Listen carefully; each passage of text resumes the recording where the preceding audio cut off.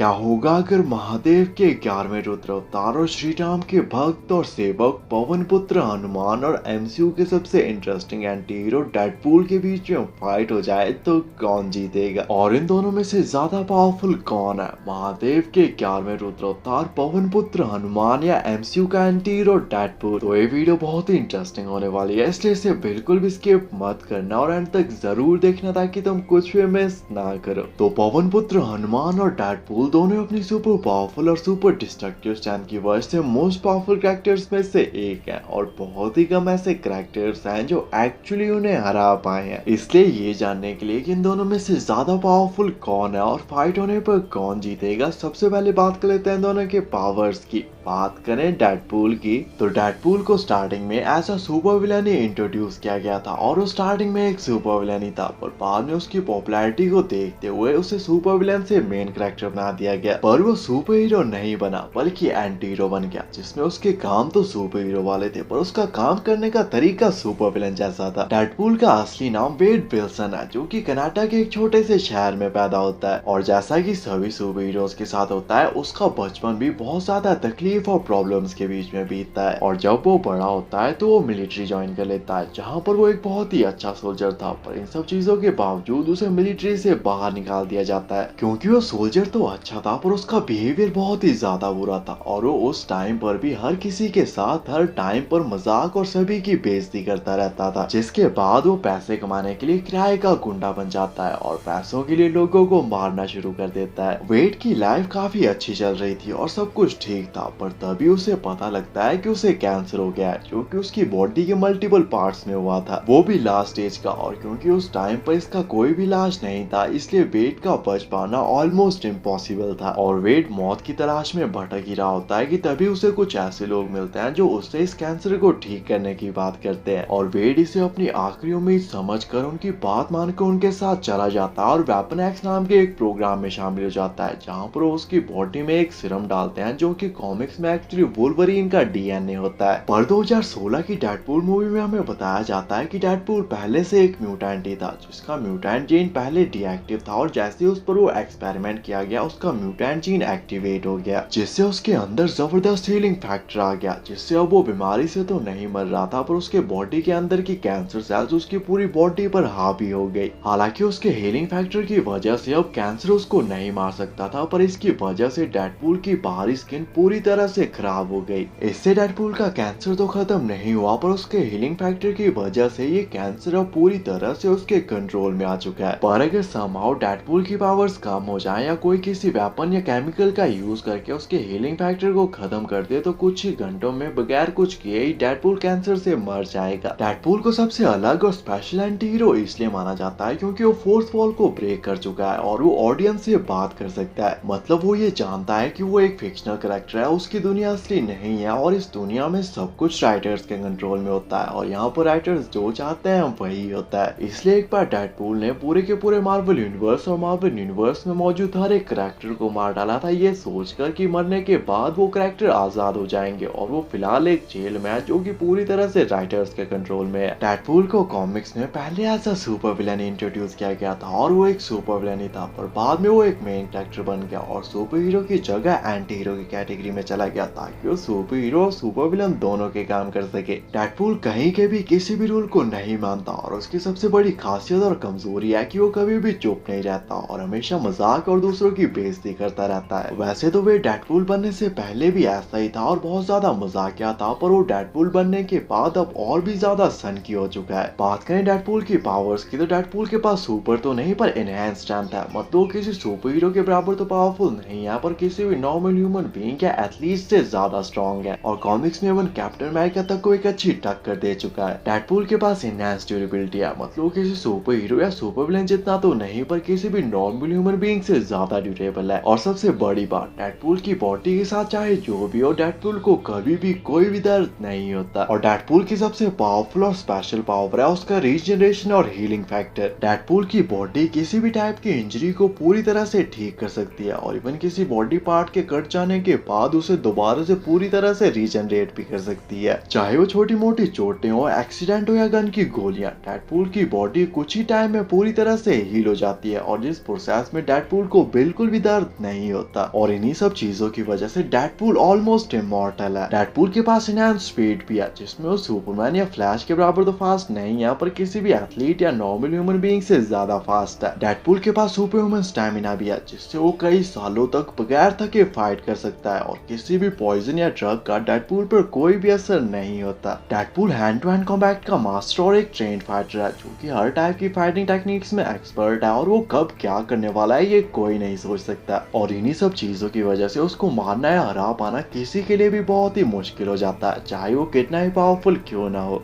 तो ये थी डेडपूल की पावर्स, और डेडपूल की पावर्स को अच्छे से जान लेने के बाद अब बात कर लेते हैं हनुमान की और जानने की कोशिश करते हैं कि हनुमान जी आखिर कितने पावरफुल थे। तो पवन पुत्र हनुमान भगवान शिव के 11वें रुद्र अवतार और भगवान विष्णु के 7वें अवतार श्री राम के भक्त और सेवक थे। हनुमान रामायण के सेंट्रल कैरेक्टर और महादेव के सभी अवतारों में से सबसे बलवान, शक्तिशाली और बुद्धिमान अवतार थे, जो कि 7 चिरंजीवियों में से एक है, जो रामायण के टाइम पर भी थे, महाभारत के टाइम पर भी थे, कलयुग में भी हैं और संसार के अंत तक भी जीवित रहेंगे। और इसीलिए उनका उल्लेख हमें रामायण के अलावा महाभारत और दूसरे पुराणों में भी देखने को मिलता है। बचपन में एक बार हनुमान फल समझकर सूर्य को खाने निकल पड़े और संसार को अंधकार से बचाने के लिए इंद्रदेव ने हनुमान पर वज्र से प्रहार किया, जिससे उनकी ठुड्डी टूट गई और वो बेहोश होकर नीचे गिरने लगे। और अपने पुत्र की ऐसी दुर्दशा को देखकर वायुदेव इतना ज्यादा क्रोधित हो गए कि उन्होंने पूरे संसार से वायु के प्रवाह को ही रोक दिया, जिससे वायु के बिना संसार के सभी जीव जंतु दम घुटने से तड़प तड़प कर मर गए। जिसके बाद स्वयं ब्रह्मदेव को वहां पर आना पड़ा। उन्होंने सब कुछ ठीक किया, संसार के सभी जीव जंतुओं को दोबारा से जीवित किया और सभी देवताओं ने मिलकर पवन देव के क्रोध को शांत किया, जिसके लिए ब्रह्मदेव और सभी देवताओं ने हनुमान को बहुत सारे वरदान भी दिए, जिसमें ब्रह्मदेव ने कहा कि इस पर किसी भी अस्त्र या शस्त्र का कोई भी असर नहीं होगा। इंद्रदेव ने कहा कि इसका शरीर मेरे वज्र की तरह कठोर बन जाएगा। सूर्यदेव ने हनुमान को अपने तेज का कुछ अंश प्रदान किया और वरुण देव ने कहा कि किसी भी पाश या जाल का इस पर कोई भी असर नहीं होगा। और यमदेव, यमराज, कुबेर और विश्वामित्र जैसे बहुत सारे देवताओं ने भी हनुमान को बहुत सारे वरदान, शक्तियां और अस्त्र शस्त्र प्रदान किए, जिससे पहले से ही महादेव के 11वें रुद्र अवतार महाबली और महाशक्तिशाली हनुमान की पावर्स और भी कई गुना तक बढ़ गई। और इसीलिए मेघनाथ के महाशक्तिशाली और महाविनाशक ब्रह्मास्त्र तक का हनुमान पर कोई भी असर नहीं हुआ था। हनुमान अपने साइज को छोटे से छोटा और बड़े से बड़ा कर सकते थे और उनके पास सुपर स्ट्रेंथ या गॉडली स्ट्रेंथ नहीं बल्कि अनलिमिटेड स्ट्रेंथ थी, जिसे तुम इमेजिन तक नहीं कर सकते। और हनुमान की स्ट्रेंथ का आइडिया तुम इसी बात से लगा सकते हो कि इवन जब उन्होंने महादेव तक से युद्ध किया था तो महादेव तक को एक कड़ी चुनौती दे डाली थी। हनुमान ने लंका पहुंचने के लिए